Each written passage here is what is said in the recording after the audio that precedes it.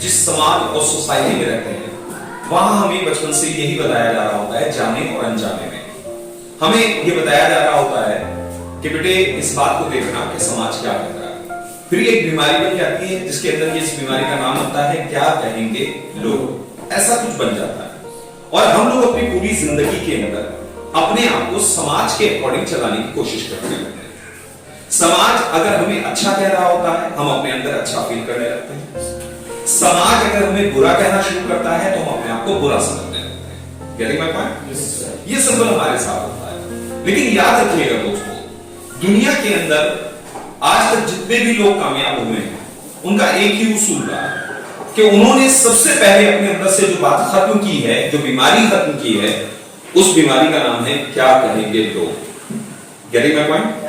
तो आपको ये नहीं देखना है। अक्सर हमारी बचपन से जब हमें बताया जा रहा होता है बेटे ऐसे मत बैठो लोग क्या कहेंगे, बेटे ऐसे मत खाओ लोग क्या कहेंगे, हमें ये बताया जा रहा होता है। तो हम लोग अपने दिमाग के अंदर भी ये बात हमारे बचपन के से लेके अब तक हमारी परवरिश के साथ इतनी गहरी जुड़ जाती है कि हम लोग बड़े होने के बाद भी इस बात को निकाल नहीं पाते। हम अब भी सारे काम किस वजह से कर रहे होते हैं, क्या कहेंगे लोग। आप देखते चले जाइए साहब, शादी के लिए सिस्टम नहीं है, शादी के लिए एनफ पैसा नहीं है मेरे पास, ठीक है, लेकिन फिर भी साहब मुझे बहुत अच्छी शादी करनी है। क्यों? क्या कहेंगे लोग। साहब मुझे ये गाड़ी भी देनी है, मेरी औकात नहीं है, मेरे पास इतना पैसा नहीं है, मेरे पास इतने साधन नहीं है, लेकिन फिर भी मैं बहुत अच्छे साधनों के साथ शादी करूंगा। क्यों? क्योंकि प्रॉब्लम ये है क्या कहेंगे लोग। हमारे सबके साथ प्रॉब्लम यही चल रही होती है। सब ठीक है, कपड़े ये वाले नहीं पहनने, मुझे दूसरे वाले पहनने। क्यों? सब ऐसे कपड़े नहीं पहन के जाऊंगा, वैसे कपड़े पहन के जाऊंगा। क्यों? क्योंकि क्या कहेंगे लोग वाली फीलिंग आपको यहां पर भी परेशान कर रही होती है। Getting my point? Yes sir. तो अब अगर हमारे साथ चल रहा है तो प्लीज मैं आपसे ये कहना चाहूंगा, इस बीमारी से होता क्या है कि जब भी मैं अपने आप को देखने की कोशिश करता हूं, मैं समाज के आईने में देखने की कोशिश करता हूं, मैं सोशल मिरर में अपने आप को देखने की कोशिश करता हूं, समाज के आईने में अपना प्रतिबिंब देखने की कोशिश करता हूं, अपना अक्स देखने की कोशिश करता हूं, समाज के आईने में अपने आप को देख के महसूस कर रहा होता हूं कि मैं अच्छा लग रहा हूं या नहीं लग रहा हूं। तो समाज का आईना आपको समाज की फीलिंग बताता है, समाज की मीनिंग्स बताता है, समाज का एहसास बताता है। समाज का आईना आपको ये बता रहा होता है कि समाज आपके बारे में कैसा महसूस कर रहा होगा, और यही पे हम मार खा जाते हैं। अब अगर हमें लगता है कि समाज के आईने में हम अच्छे लग रहे हैं तो हमें अच्छा फील होता है, और हमें यह लगता है कि समाज के आईने में मैं बुरा लग रहा हूं तो मुझे बुरा लग रहा होगा। इसीलिए बहुत खूबसूरत बात कही जाती है कि don't watch yourself in social mirror. अपने आप को समाज के आईने में मत देखिए। If you want to see yourself, so see yourself in your mirror, in your own mirror. आपको अपने ही आईने में देखें, अपने तरीके से देखें, अपने आप को जाने पहचाने आप क्या हैं। समाज के कहने पर मत जाएं।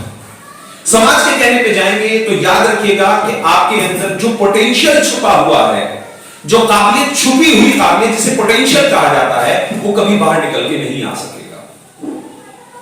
Getting my point? Yes sir. तो पोटेंशियल को बाहर निकालने के लिए, पोटेंशियल जो आपके अंदर छुपा हुआ है वो कभी भी बाहर नहीं आ पाएगा, क्योंकि समाज आपको कह रहा होगा भाई साहब आप ये नहीं कर सकते, आपके ये बस का नहीं है, आप ये नहीं कर सकते, आप इस काम के लायक नहीं बने हैं साहब, आपकी तो इतनी औकात ही नहीं है। समाज ऐसा कुछ बता रहा होगा, जबकि जो समाज कह रहा है उससे ऊपर के भी आपको बनाया गया है। आप अगर अपने आप को जाने और पहचाने तो आपको समझ में आएगा कि आपके अंदर बहुत सारी प्रतिभाएं छुपी हुई हैं, लेकिन उनको निकालने के लिए मौके चाहिए होते हैं। और जैसे ही आप उस मौके की तरफ बढ़ते हैं या उस मौके की तलाश में निकलते हैं, समाज फौरन कह देता है भाई साहब आपकी बस का नहीं है, आपसे ना हो पाएगा भाई। ये इस तरह के डायलॉग्स हमारे सामने आ रहे होते हैं। Am I right? तो करना क्या है साहब?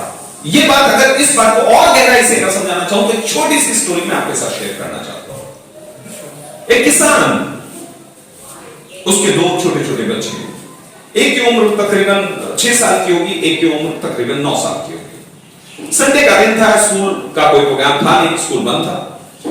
जैसे ही किसान खेती के लिए घर से निकला, अपनी बुग्गी और झोटा लेके, वो होता है, लेके निकला, और निकलने के बाद उसको कुछ न्याय वगैरह लाना था, खेती का काम वगैरह करना था। जैसे ही वो घर से निकला, दोनों बच्चों ने आके जिद करना शुरू कर दिया कि पापा आज तो हम भी खेत पर जाएंगे, आज हम भी खेत पर जाकर देखेंगे खेती कैसे होती है और हम भी आपका हाथ बटाएंगे।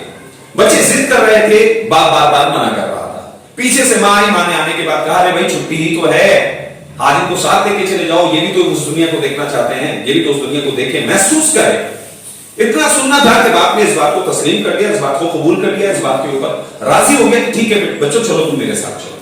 अब उनको खेत में लेके गया, खेत में ले जाने के बाद वो अपना खेती के काम में लग गया। इधर इन बच्चों ने खेलना शुरू कर दिया। और जब खेल रहे थे तो बच्चों ने फर्स्ट टाइम जब खेत के अंदर गए थे या सेकंड टाइम या जैसे भी गए थे तो जाने के बाद उन्होंने खेल शुरू कर दिया। अक्सर होता है कि बच्चे जब खेतों में जाते हैं कहीं पर भी जाए अपना खेल तलाश करते हैं, इन लोगों ने खेलना शुरू कर दिया। खेलते खेलते जो छोटा वाला जो बेटा था किसान का, उसने देखा, देखने के बाद कहा कि भैया मैं बहुत देर से एक चीज को देख रहा हूं। कहा किस चीज को देख रहे हो? कि भैया ये बड़ा वाला पेड़ देखो, इस बड़े वाले पेड़ के ऊपर एक घोंसला रखा हुआ है और ये परिंदा आता है, थोड़ी देर के बाद चला जाता है, आता है चला जाता है, आता है चला जाता है। कहा कि अच्छा। तो छोटे वाले ने बड़े भाई को राय दी, कहा भैया एक काम करते हैं, चलो पेड़ पे चढ़ के देखते हैं कि ये घोंसला कितना बड़ा है और किस चीज का है। खैर दोनों के दोनों ये जो थे उन्होंने प्रोग्रामिंग तय की और तय करने के बाद दोनों के दोनों पेड़ के ऊपर चढ़।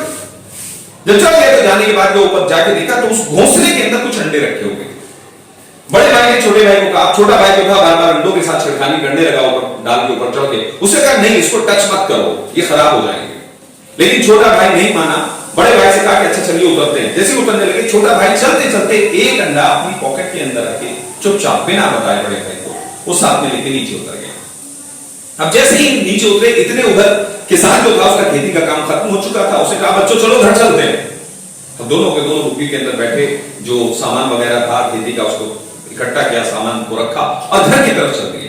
जब घर पहुंचे तो जाने के बाद दोनों अपनी मां से जाके निकल, मम्मी आज तो बहुत मजा आया, आज तो हम खेत के ऊपर गए थे, बहुत देर खेले, पापा के साथ खाना भी खाया दोपहर का। और छोटा वाला बोला मम्मी मैं एक चीज लेके आया हूं आपके लिए। कहा क्या लेके आए बेटा? कहा मम्मी मैं आपके लिए कुछ खास चीज लेके आया हूं, आपको सरप्राइज देना चाहता हूं। उसने पॉकेट के अंदर से वो अंडा निकाला और निकालने के बाद मम्मी देखो मैं आपके लिए एग लेके आया। मम्मी बड़ी सरप्राइज, बेटा आप हमारे लिए एग लेके आए, ये किस चीज का है? कहा मम्मी मुझे पता नहीं है किस चीज का है, बट ये पेड़ था, पेड़ के ऊपर ऐसा था, इतने में बड़ा भाई आया। उसने कहा मैं इसको मना कर रहा था, मैं इसको मना कर रहा था कि एग मत ला, लेकिन ये लेके आया। मम्मी ने कहा कोई बात नहीं बेटा। बात खत्म हुई तो मम्मी ने कहा बेटे ये तो अंडा तो खराब हो जाएगा। कहा कि बेटे अंडा खराब नहीं होने देंगे। मम्मी ने कहा कि मम्मी वो कैसे? कहा हमारी मुर्गी जो है वो भी अंडों के ऊपर बैठी हुई है, उसमें से भी कुछ बच्चे निकलने वाले हैं, ऐसा करते हैं इस अंडे को उसके नीचे रख देते हैं। साहब उस अंडे को वहां पे रख दिया गया। अब कुछ दिनों के बाद प्रकृति का नियम है कि उस अंडों से कुछ निकला। जहां मुर्गी के बच्चे निकले वहीं उस अंडे के अंदर से निकला। निकलने के बाद पता चला साहब ये जो अंडा था ये बाज का अंडा था, ये ईगल का अंडा था, बाज का बच्चा था। अब जहां मुर्गी के बच्चे निकले वहां बाज का बच्चा भी निकला और उस बच्चे की उम्र गुजरनी किसके साथ शुरू हुई? मुर्गी के बच्चों के साथ। अब मुर्गी के बच्चों के साथ उम्र गुजार रहा था, जैसे उनको करता हुआ देखता था ऐसे ही खुद भी करता था। वो लोग जो थे अपनी मम्मा के पीछे भागते थे, ये भी मम्मा के पीछे भागता था, क्योंकि ये भी उसको मुर्गी को भी अपनी मां समझ रहा था।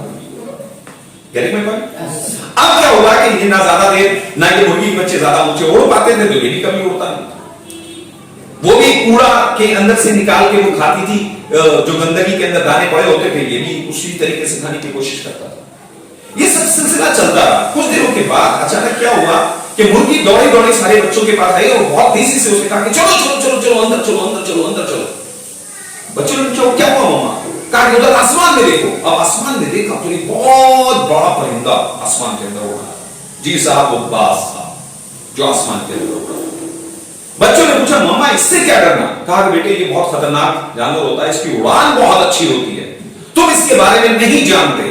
ये हवा के अंदर ठहर कर भी उड़ सकता है, ये ग्लाइड भी कर सकता है, ये अपने शिकार को अगर एक बार देख लेता है तो चूकता नहीं है, इसकी पकड़ बड़ी मजबूत होती है। ये वो परिंदा है जो अगर तूफान आ जाए तो तूफान की टक्कर रोड के तूफान से ऊपर उड़ जाया करता है। इतने कमाल का परिंदा है बेटे। अगर इसने तुम लोगों को देख लिया और इसने तुम्हारा निशाना लगा दिया तो मैं भी तुम्हें नहीं बचा सकती। जल्दी से अंदर दौड़ो। सारे के सारे बच्चे अंदर दौड़ गए। ये बच्चा थोड़ी सी देर के लिए ठिका और उसने उसकी तरफ देखा, वाह क्या शानदार पक्षी, किस आजादी के साथ उड़ रहा है, किस शहंशाहियत के साथ उड़ रहा है। ये बड़ा सरप्राइज हुआ। पीछे से मुर्गी ने आके इसको पकड़ा, पढ़ने बात तुम भी चलो। खेली दौड़ता हुआ अंदर उन्हीं बच्चों की तरफ चला गया। अब जब गया तो अंदर जाने के बाद काफी देर तक देखता रहा। दूसरे दिन इसके मन में चाहत उठी कि मैं भी ऐसे ही कुछ करूं।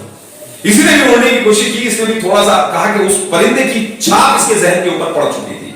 इसने थोड़ा सा ऊपर उड़ना चाहा, ये जमीन से 5 या 6 फीट की ऊंचाई तक उड़ा। जैसे ही मुर्गी ने देखा, कहा खबरदार, तुम्हें ऐसे नहीं उड़ना है, तुम मुर्गी के बच्चे हो जो 2.5 फुट से ऊपर नहीं उड़ सकता, इसलिए तुम भी इतनी उड़ो।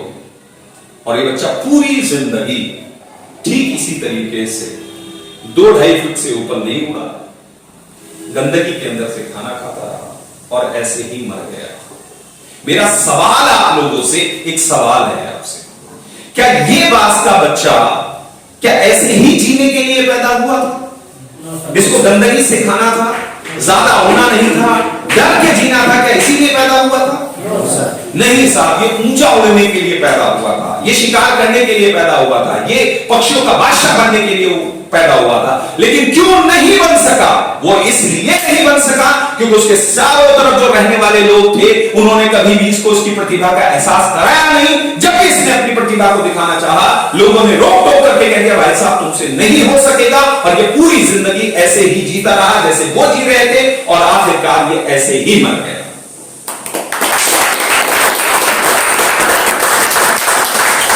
ये कहना चाहता हूं कि आप लोग भी बाज हैं, आपके अंदर भी छुपी हुई क्षमताएं हैं, आप भी कुछ नया काम जैसे ही करने की कोशिश करते हैं। समाज आपको ये कह रहा होता है, भाई साहब तुमसे नहीं हो सकेगा। और हमारी गलती यही होती है कि हम समाज की बातों के ऊपर विश्वास कर लेते हैं, और होता क्या है कि फिर हम वही बन के रह जाते हैं जैसा हमारा समाज होता है। मैं आपसे पूछना चाहता हूं, अगर बाज के बच्चे ने मुर्गी की बात के ऊपर विश्वास ना करके अपनी उड़ान को और बढ़ाया होता, तो क्या उसकी प्रतिभा का एहसास, क्या वो प्रतिभा उसके निकल के ना आती? वो जिंदा रहता और शानदार और जानदार और दमदार जिंदगी जीता, ना कि वो कीड़े मकोड़े वाली जिंदगी जीता। तो मैं आपसे ये कहना चाहूंगा कि अपने आप को समाज के आईने में कभी मत देखें। आप अपने आप की खुद तलाश करें, खुद को देखें, खुद के ऊपर गौर फिक्र करें, खुद के ऊपर चिंतन करें। कुदरत ने आपको कौन कौन सी कैपेबिलिटीज दी हैं, कौन कौन सा पोटेंशियल दिया है, उसको जाने पहचाने और उसको अपनी कामयाबी में तब्दील करें। Thank you very much.